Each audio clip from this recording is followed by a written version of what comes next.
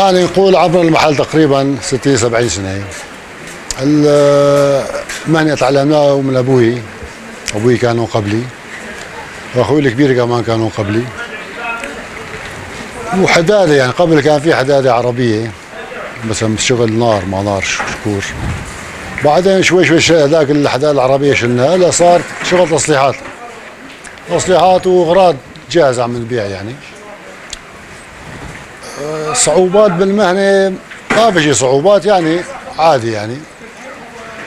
مرات تجيك شغلات صعبة، مرات تجيك شغلات سهلة.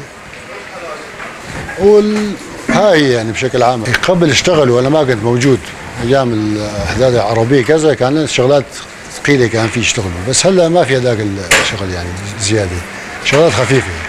بشتغل بهالمهنة صار لي شي 30 سنة تقريبا. هون ما في شي تصنيع جديد يعني، عندنا كله تصليحات. انت شلون؟ يعني ما في شي تصنع شي جديد.